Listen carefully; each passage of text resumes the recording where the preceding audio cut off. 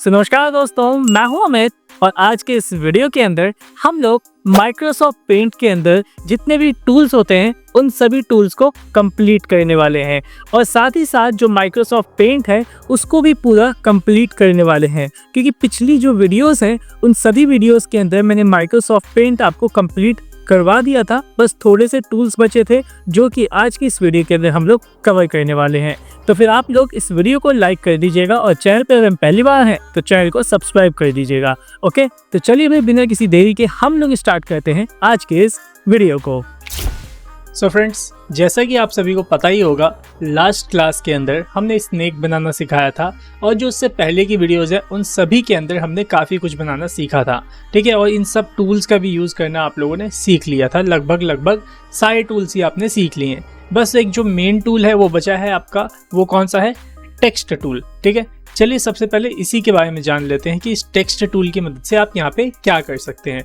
तो आप इस टेक्स्ट टूल की मदद से सिंपल इसमें कहीं पे भी अगर आपको कुछ लिखना है तो आप लिख सकते हैं। देखिए कैसे लिखेंगे। सिंपल आपको क्या करना है, ये टेक्स्ट टूल लेना है और जितने एरिया में आप लिखना चाहते हैं उतने एरिया में इस तरीके से एक रेक्टेंगल की तरह बना लीजिए। इस तरीके से यहाँ पे ऐसे आ जाएगा। फिर इसके अंदर आप जैसे चाहें वैसे लिख सकते हैं। जैसे कि मैं यहाँ पे लिख देता हूँ welcome to MS paint class. ठीक है, देखो मैंने यहाँ पे लिखा इस तरह से, वेलकम टू MS पेंट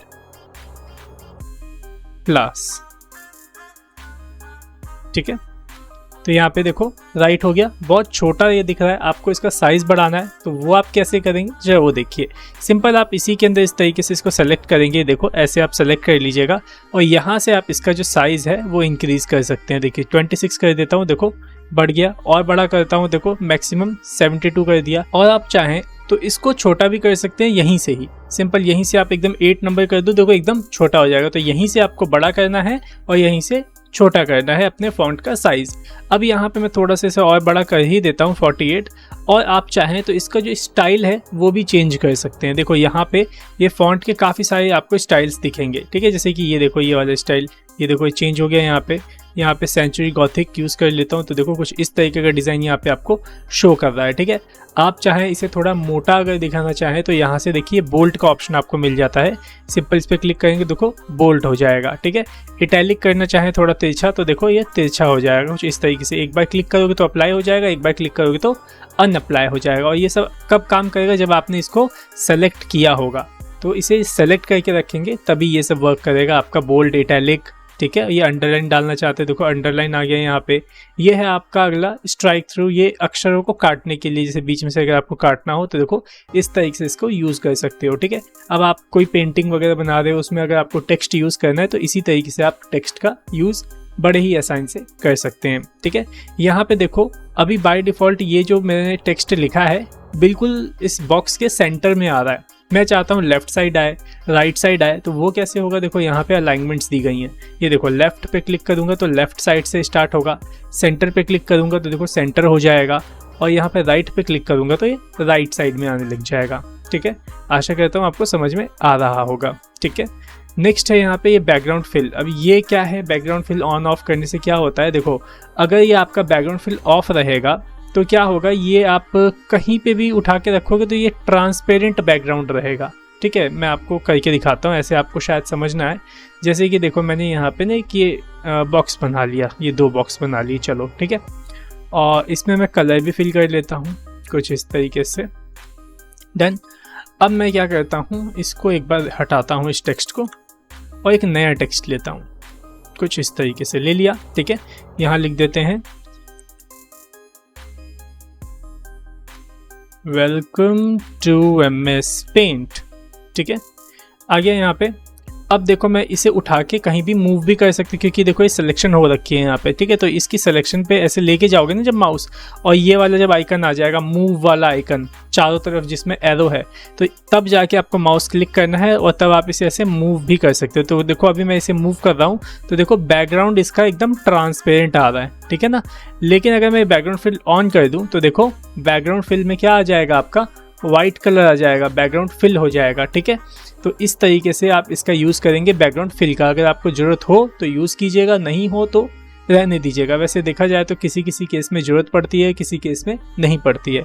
तो अगर आपको ऐसे ही ट्रांसपेरेंट इसको रखना है तो आप ऐसे ही डायरेक्टली रख सकते हैं, ठीक है। अभी आप इसका अंडरलाइन हटाना चाहते हैं, कलर चेंज करना चाहते हैं तो यहाँ से सेलेक्ट कीजिए और कलर देखिए चेंज हो जाएगा इस तरीके से। आप कलर भी सब कुछ चेंज कर सकते हो, बोल्ड, इटैलिक, अंडरलाइन भी कर सकते हो, फॉन्ट यहाँ से चेंज कर सकते हो, जो आप यूज़ करना चाहें, जैसा यूज़ करना चाहें आप कर सकते हो, ठीक है। ये सारे टूल्स के बारे में मैंने आपको बता दिया, टेक्स्ट के जितने भी टूल्स थे। अब आप इसे कैसे यूज़ करते हैं वो आपके ऊपर डिपेंड करता है, ठीक है। अब पेंटिंग के ऊपर डिपेंड करेगा ना आप, कि आप पेंटिंग किस तरीके की बना रहे हो, आपको कहाँ यूज़ करना है टेक्स्ट का, ठीक है। चलिए अब जो नेक्स्ट टूल है यहाँ पे ये है कलर पिकर टूल, ठीक है। अब इसका क्या यूज़ होता है जो वो ध्यान से देखिएगा। यहाँ पे मैंने एक इस तरीके से बॉक्स बनाया, ठीक है। मैं चाहता हूँ इस बॉक्स के अंदर ये वाला कलर करना, ठीक है। बाय द वे यहाँ पे जो ये कलर आप देख रहे हो ये यहाँ पे बाय द वे मौजूद नहीं है, ठीक है। तब हम यही वाला सेम कलर उठा के इसके अंदर कर सकते हैं। वो कैसे होगा देखो ध्यान से। कलर पिकर टूल लीजिएगा, जो कलर आपको चूज़ करना है उस पर लेके जाइएगा और क्लिक कर दीजिएगा तो कलर क्या होगा, पिक होके इसके अंदर आ जाएगा, ठीक है। फिर आप इसके अंदर ये फिल टूल लेकर के इस तरीके से फिल कर सकते हैं, ठीक है। सो आशा करता हूँ समझ में आ रहा होगा आपको किस तरीके से कलर पिकर का हम यूज़ करते हैं। बाकी कौन सा टूल बच गया, इरेजर टूल। ये तो आपको पता ही है कि यहाँ से इरेजर का साइज़ बड़ा करते हैं और फिर इसे इरेज करना हो तो इरेज कर सकते हैं। इरेजर टूल आपको पता ही है। ये कौन सा टूल है, ये पेंसिल टूल है। पेंसिल टूल का क्या यूज़ होता है, पेंसिल टूल से आप ना कोई भी चीज़ अगर ड्रॉ करना चाहते हो एकदम बेसिक से कोई चीज़, जैसे हम पेंसिल से अपने पेपर पे कोई भी चीज़ ड्रॉ करते हैं ना, तो उसी तरीके से इस पेंसिल की मदद से आप कोई भी चीज़ को ऐसे ड्रॉ कर सकते हो। ये देखो जैसे मैं यहाँ पे पहाड़ एक आपको ड्रॉ करके दिखाता हूँ। ये देखो कुछ इस तरीके से आप ड्रॉ करना चाहें, सीनरी बनाना चाहें तो आप ऐसे बना सकते हो, ठीक है। अब यहाँ पे एक सर्कल चाहिए तो सर्कल आप चाहो तो इस पेंसिल से भी बना सकते हो, लेकिन पेंसिल से सही से नहीं बना, Ctrl+Z कर लेते हैं, ठीक है। तो इस तरीके से आप पेंसिल का यूज़ कर सकते हो। कोई भी अगर आपको इस तरीके की ड्राइंग करनी हो ऐसे, ठीक है, बनाना हो खुद से, एक एक चीज़ आप खुद से बनाना चाहते हैं तो इस तरीके से यूज़ कर सकते हैं पेंसिल का। और पेंसिल की जो मोटाई है, थिकनेस है, वो यहाँ पे ऐसे यहाँ से आप बढ़ा सकते हैं। जैसे कि देखो अभी कितना पतला आ रहा है, अब देखो अगर मैं करूँगा तो देखो अब कितना मोटा आएगा, ठीक है। और रह गई बात कलर की, तो कलर आप यहाँ से ऐसे चेंज कर सकते हैं। ये देखो अलग अलग कलर की पेंसिल्स, ठीक है। आशा करता हूँ समझ में आपको आ रहा होगा, ठीक है। तो पेंसिल का यूज़ आपको पता चल गया, इरेजर का यूज़ पता चल गया, कलर पिकर का यूज़ पता चल गया। ये क्या है, मैग्नीफायर है, जूम आप करना चाहें तो जूम कर सकते हो। देखो क्लिक करते जा रहा हूँ, देखो जूम होते जा रहा है। यहाँ पे देखो 275% है, 300% हो गया। तो इस तरीके से आप जूम कर सकते हो। बाकी मैंने तो आपको वैसे भी बता रखा है जूम इन जूम आउट की शॉर्टकट की, जो कि ज़्यादा अच्छी है इस टूल से भी ज़्यादा। कंट्रोल के साथ scroll up, zoom in, scroll down, zoom out, ठीक है, सबसे बढ़िया यही है। ओके चलिए नेक्स्ट टूल की तरफ बढ़ते हैं। नेक्स्ट टूल इसमें ज़्यादा कुछ नहीं है खास, ब्रश है। ब्रश के कई सारे स्ट्रोक आपको दिए गए हैं, अलग अलग तरीके के ब्रश हैं। इसका भी यूज़ आप पेंटिंग वगैरह जो हम बनाते हैं उसमें आप इसका यूज़ कर सकते हैं। जैसे कि यहाँ पे देखिए कैलीग्राफी ब्रश है। अगर मैं कलर इसका थोड़ा सा चेंज करूँ दूसरे कलर में, मैं आपको चला के दिखाता हूँ। और देखो ये जो ब्रश आप जो भी लोगे ना तो उसका आप थिकनेस जो है वो बढ़ा सकते हो और घटा सकते हो। देखो ठीक है, इसे 18 पिक्सल्स पे करता हूँ और यहाँ लिखता हूँ, जैसे मैं अपना ही नाम लिख के दिखाता हूँ, अमित, ठीक है। ये देखो ये अलग तरीके का ब्रश है, देखो ठीक है, ये मैंने ऐसे कर दिया। ओके ये अगला ब्रश आप देखो, ये एयर ब्रश है। एयर ब्रश अगर आपका इस तरीके से वर्क करेगा, ये देखो ये अलग तरीके का है, ठीक है। इसकी अगर मैं थिकनेस बढ़ा दूँ थोड़ी तो इस तरीके से वर्क करेगा, ये देखो ठीक है। आपके ऊपर डिपेंड करता है, आप कोई पेंटिंग बना रहे हो तो उसमें कहीं यूज़ करना है आपको, जैसे तारे के लिए अगर आपको दिखाना है तो वहाँ पे आप हल्के फुल्के से दे सकते हो, बना सकते हो पेंटिंग वगैरह, तो उन सब चीज़ों में आप इसे यूज़ कर सकते हैं। इसी तरीके से अलग अलग तरीके के आपके पास कई सारे ब्रश हैं।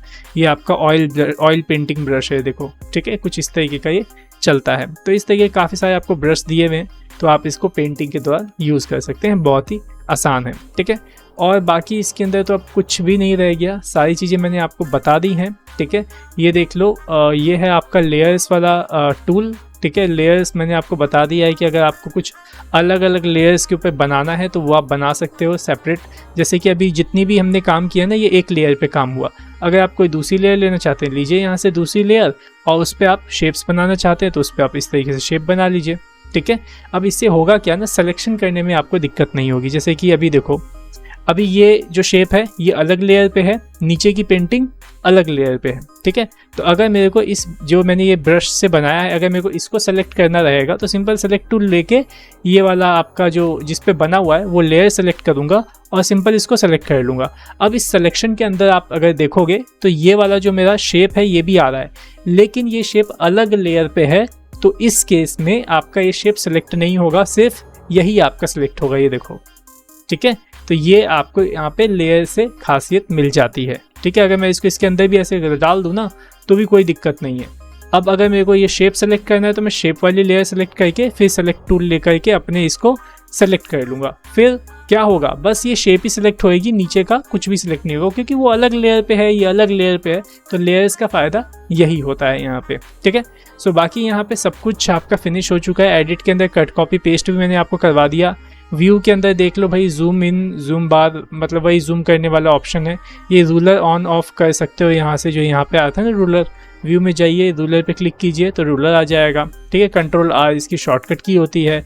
ग्रिड लाइन से अगर आपको इस तरीके से ग्रिड लाइंस चाहिए तो यहाँ पे आप देख सकते हैं, ऑन ऑफ कर सकते हैं। ये स्टेटस बार, ये जो नीचे देख रहे हैं, ये जिसमें जूम बार स्लाइडर वगैरह है, तो इसको कहते हैं स्टेटस बार।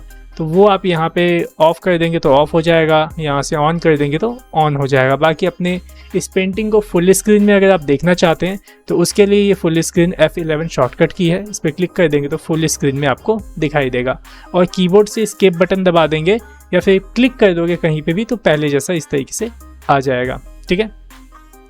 सारी चीज़ें मैं आपको ऑलरेडी बता चुका हूँ। सेव एज के बारे में भी मैंने बता दिया है आपको कि किस तरीके से अलग अलग फॉर्मेट्स में आप यहाँ पे सेव कर सकते हैं, ठीक है, अपनी जो भी आपने इमेजेस वगैरह बनाई हैं, ठीक है। और सारी बाकी चीज़ें प्रिंट वगैरह तो मैं आपको ना माइक्रोसॉफ्ट वर्ड के अंदर और भी अच्छे तरीके से प्रिंटर से प्रिंट आउट कैसे करते हैं वो सारी चीज़ें मैं सिखाऊंगा, तो उसके लिए अभी बेफिक्र रहिए आप लोग, ठीक है। बाकी ये सेट एज डेस्कटॉप बैकग्राउंड है, ये ऑप्शन इसलिए है कि जो भी आपने यहाँ पे बनाया है अगर आप अपने बैकग्राउंड पे सेट करना चाहते हैं तो यहाँ पे फिल पे क्लिक कर देंगे तो सिंपल वो सेट हो जाएगा आपके बैकग्राउंड पे, ठीक है। मैं करके दिखाऊँ आपको, चलो फिल पे मैंने क्लिक कर दिया और ओके कर देता हूँ।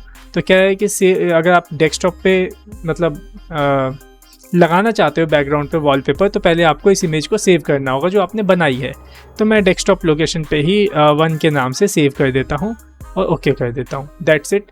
ये सेव भी हो गई मेरी डेस्कटॉप लोकेशन पे और देखो बैकग्राउंड में भी सेट हो गई, देख रहे हो, ये देखो डेस्कटॉप पे जो वॉलपेपर होता है वो सेट हो चुका है और देखो ये 1 के नेम से ये सेव भी हो चली है, ठीक है। सो आशा करता हूँ सारी चीज़ें आपको क्लियर हो गई होंगी। अगर सारी चीज़ें अगर आपको क्लियर हो गई हैं तो आप मुझे कमेंट करके जरूर बताइएगा कि ये माइक्रोसॉफ्ट पेंट वाला जो पूरा का पूरा सीरीज़ था वो आपको कैसा लगा। और अगर आपको हमारे पूरा सीरीज़ अच्छा लगा हो तो आप हमारे इस सभी वीडियोज़ को और इस वीडियो को भी लाइक कीजिएगा और अपने दोस्तों में जरूर शेयर कीजिएगा। तो चलिए फिर मिलते हैं नेक्स्ट वीडियो में नए टॉपिक के साथ। So thanks for watching our video, have a nice day.